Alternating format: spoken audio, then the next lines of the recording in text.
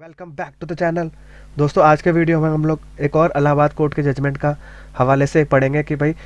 ई way bill जो होता है गुड्स एक स्टेट से दूसरे स्टेट में ट्रांसफ़र करने के लिए जो हम ई वे बिल बनाते हैं, उसमें जो हम लोग गाड़ी नंबर डालते हैं, उसमें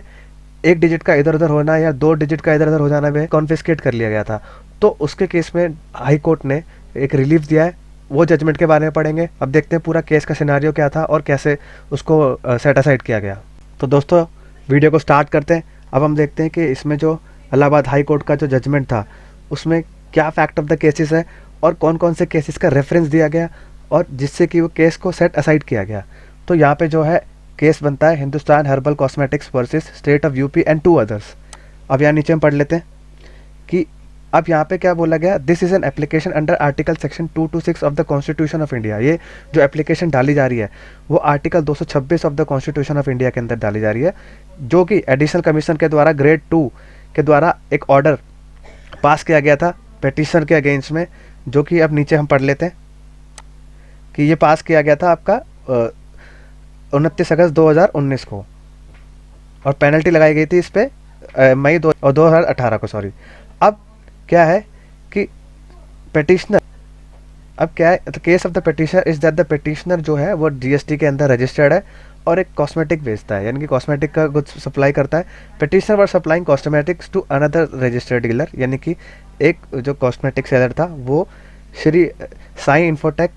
कॉस्मेटिक्स डीलर को गुड्स बेचता है और ट्रांजैक्शन जो भी थी वो टैक्स इनवॉइस के अंदर थी और ई वे बिल डेटेड था 23 मई 2018 को ई वे बिल इसने बना दिया था।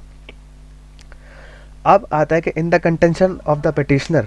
That the consignment of the goods was sent by the petitioner in vehicle number. वो था यानी पिटिशनर जो अपनी कंटेंशन डाली थी कि जो इन्होंने गुड्स किस गाड़ी में भेजा था यानी व्हीकल में भेजा था उसका नंबर ये था कि DL1AA5332, बट जो गुड्स को इंटरसेप्ट कर लिया गया 23/5/2018 को 10:40 पे कि भाई goods and tax service tax के अथॉरिटीज़ ने, और गुड्स को सीजर कर लिया गया कि ये बोल के कि भाई गुड्स के अंदर जो भी गाड़ी का नंबर है वो मिसमैच है। गाड़ी का नंबर क्या होना चाहिए था,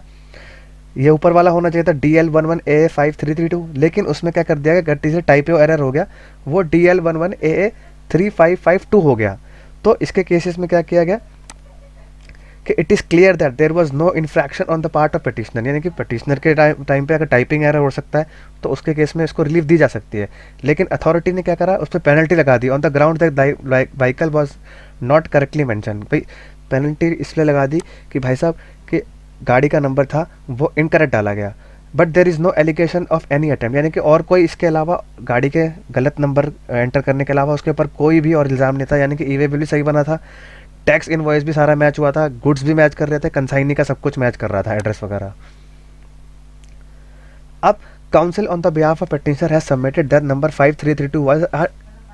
फर्स्ट टाइपली इनकरेक्ट क्लास थी, यानी कि उनके द्वारा जो पेटिशनर था उसके द्वारा दलील दी गई कि भाई मेरा तो एक 5332 होना चाहिए था, 3552 कर दिया गलती से, यानी कि एक इधर उधर हो गया। तो he has submitted that this is obviously a typographical error and similarly mistake has already been impugned order that has been pass by, यानी कि ये जो मिस्टेक हुई थी, ये जो नीचे ऑर्डर दिया है Varun beverages versus state of UP and two others, इसमें भी यही मिस्टेक हुई गई थी और एक सुप्रीम कोर्ट का जजमेंट था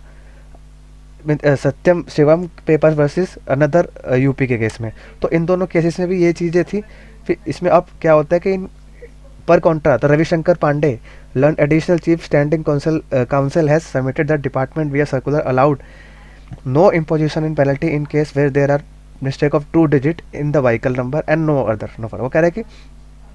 डिपार्टमेंट जो भी सर्कुलर निकाला उसके अंदर क्या था कि भाई 2 डिजिट का एयर अगर इधर उधर हो सकता है तो इसके केस में कोई पेनल्टी नहीं लगा सकती वरुण बेवरेजेस और सुपरा के केस में, कि इसके केस में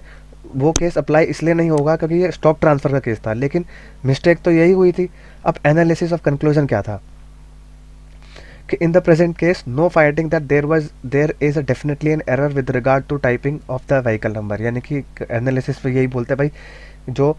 टाइपिंग था वो सिर्फ गाड़ी नंबर का था और डिपार्टमेंट जो बोलता है 3 डिजिट के पार होगा तो इसको पेनल्टी लगाई जाएगी, ये 2 डिजिट के अंदर ही कवर था जो कि गवर्नमेंट का सर्कुलर था। तो इसमें क्या था कि भाई आप एसएससी को इसके केस में राहत दे सकते हैं। तो नीचे तो केस दिए गए, ये आप सेपरेटली पढ़ सकते हैं पूरा अलग से डाउनलोड करके। तो यहाँ पे इसके फैक्ट दिए हुए कि ये चीज़ें हुई थी, इनका गाड़ी नंबर मिसमैच हुआ था या जो भी था। अब नीचे हम लोग आ जाते हैं।